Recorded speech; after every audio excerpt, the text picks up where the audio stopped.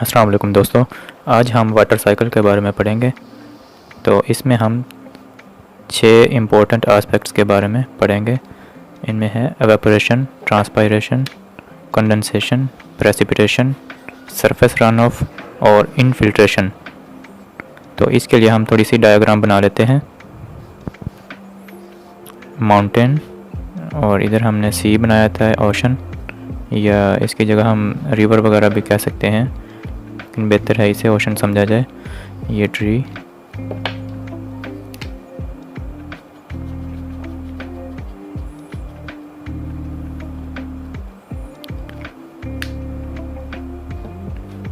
और इम्पोर्टेंट चीज़ जो रह गई है वो है सूरज।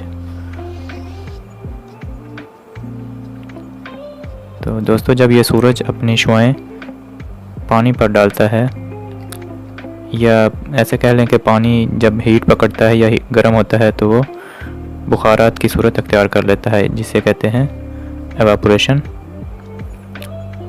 सूरज की शुआएं पानी पर पड़ी, यहाँ पे हवा का प्रेशर कम हुआ और हवा ऊपर को उठी, और सूरज की गर्मी की वजह से जो एवापोरेशन हुई थी वो बुखारात भी ऊपर को उठना शुरू हो गए।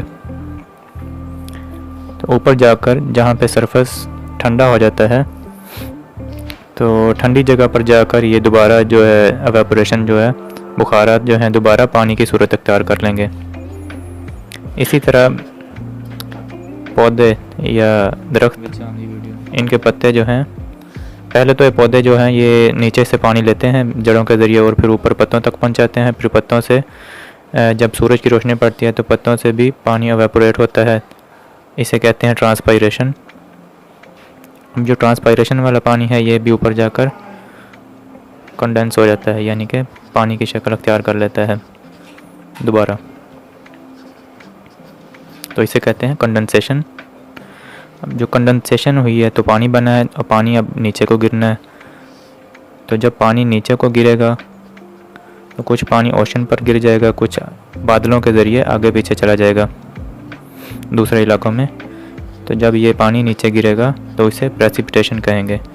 इसी तरह जब बर्फ़बारी भी होती है तो उसे भी हम प्रेसिपिटेशन कह सकते हैं।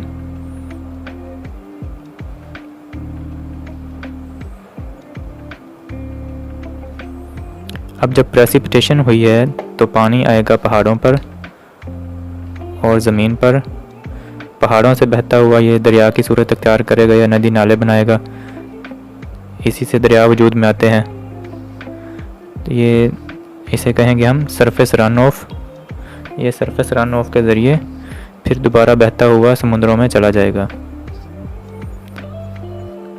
दूसरी शक्ल होती है पानी जो ऊपर से ज़मीन पर बरसता है तो अंडरग्राउंड चला जाता है, ज़मीन से फ़िल्टर होकर नीचे चला जाता है ज़मीन की तह में। तो इसे हम कहेंगे इनफिल्ट्रेशन। जो पानी ज़मीन के ज़रिए फ़िल्टर होकर नीचे से फिर दोबारा ओशन तक पहुंच जाता है, इस तरीक़ाकार को हम कहेंगे इनफिल्ट्रेशन। सरफेस रन ऑफ, जो बहता हुआ पानी आता है नदी नालों दरियाओं के ज़रिए, इसे कहेंगे सरफेस रन ऑफ। और जो ज़मीन के ज़रिए फ़िल्टर होकर आता है उसे कहेंगे इनफिल्ट्रेशन। इनफिल्ट्रेशन।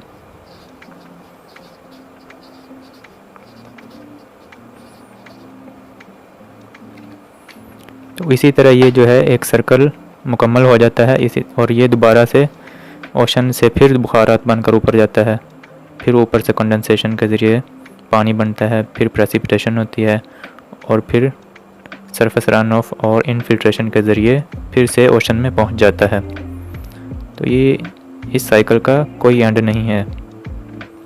तो दोस्तों, उम्मीद है आपको अच्छे से समझ आ गई होगी। इंशाल्लाह अगली वीडियो में मिलेंगे। अल्लाह हाफिज़।